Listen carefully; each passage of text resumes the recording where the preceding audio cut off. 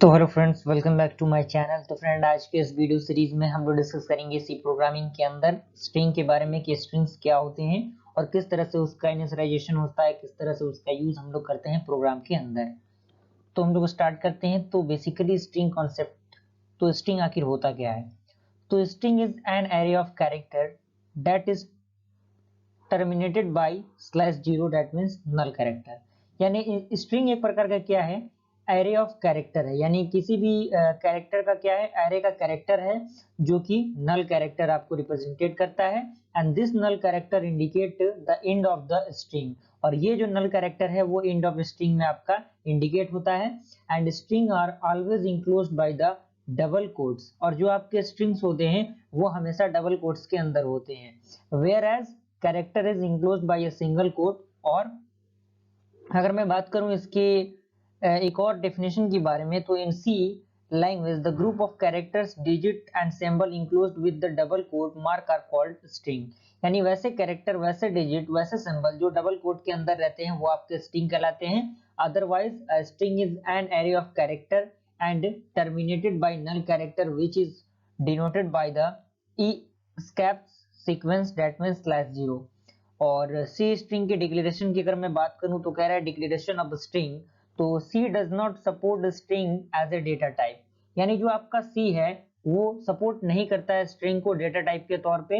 However it allow us to representate strings as character array. In C, a string variable is any valid C variable name and it is always declared as an array of character. यानी C language के अंदर जो आपका string variable होता है वो valid होता है as it declared of character के थ्रू। उसके बाद मैं जनरल फॉर्म की बात करूं डिक्लेरेशन ऑफ स्ट्रिंग वेरिएबल की, तो ये आपका सिंटेक्स है। यहाँ पे कोई कैरेक्टर होगा, स्ट्रिंग होगा, अंडरस्कोर नेम और उसका कुछ साइज होगा। Okay, the size determine the number of character in the string name. और वो आपका साइज किस पे डिपेंड करेगा, नंबर ऑफ कैरेक्टर पे डिपेंड करेगा जो कि स्ट्रिंग के अंदर होंगे। यहाँ पे एक नोट लिख रहा है, कह रहा है कि in declaration of string size must be required the mention, otherwise it gives an error.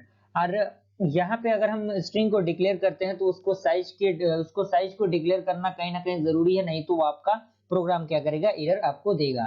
Example यहाँ पे है कैर, यहाँ पे str, और यहाँ पे ये क्या है, इनवैलिड है क्योंकि यहाँ पे जीरो है। यहाँ पे आपका ये भी इनवैलिड है, ये भी आपका इनवैलिड।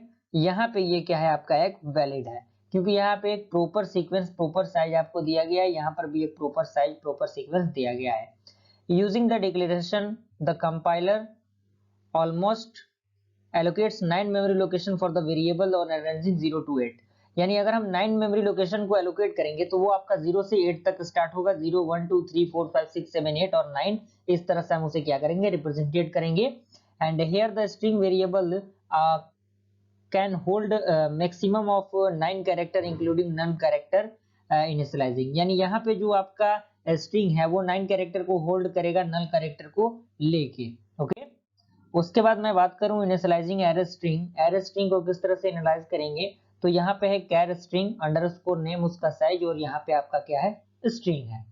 तो यहाँ पे अगर मैं इसकी बात करूं नोट की, तो यहाँ पे कह रहा है in initialisation of the string if the specific number of character is non initialized it then rest of all character will be initialized with null. And यहाँ पे है कैर str 5, यहाँ पे 5 है, प्लस है, उसके बाद ए है। तो str 0 पे आपका क्या है, 5 है। str 1 पे आपका क्या होगा, प्लस होगा। str 2 पे आपका क्या होगा, ए होगा। और लेकिन 3 पे आपका क्या होगा, कोई भी एलिमेंट नहीं है तो नल होगा। 4 पे भी क्या होगा, आपका नल होगा। Note in initialisation of the string we can not initialise more than size of string element. उस स्ट्रिंग के एलिमेंट के साइज के ज्यादा हम कोई भी एलिमेंट नहीं ले सकते। और यहाँ पे ये जो एग्जांपल आपको दिख रहा है, यहाँ पे तो 2 है, तो दैट मींस 3 आपके वेरिएबल्स होंगे। तो 1 2 और 3, ए तक तो 3 हो रहा है, लेकिन यहाँ पे 4 है तो ये आपका इनवैलिड होगा। ओके, उसके बाद मैं बात करूं different way of initialisation can be done in the various way. यानी इनिशियलाइजेशन के वेरियस वे हैं, जिसमें पहला है आपका initialising locations character by character, second है आपका पार्शियल एरे इनिशियलाइजेशन, थर्ड है आपका initialisation without size, and fourth है आपका array initialisation without a string. पहला आपके अगर मैं बात करूं initialising location character by character, तो यहाँ पे consider the following declaration with initialisation. तो यहाँ पे कैर B9 9 ये आपका है, यहाँ पे COMPUT या कंप्यूटर को यहाँ पे कॉमा करके लिखा गया है, जहाँ पे आप देख सकते हैं टोटल नंबर ऑफ एलोकेशन कितना है, 9 मेमोरी लोकेशन यहाँ पे स्टोर होंगे जो कि 0 से 9 तक 8 तक होंगे। तो 0 1 2 3 4 5 6 7 8 9 यहाँ पे है, और यहाँ पे आपका कंप्यूटर तक तो यहाँ पे रहेगा, लेकिन यहाँ पे एक कोई भी एलिमेंट नहीं है, तो ये आपका क्या होगा, नल होगा, ऑटोमेटिकली यहाँ पे आपका 0 इनिशियलाइज कर लेगा सिस्टम।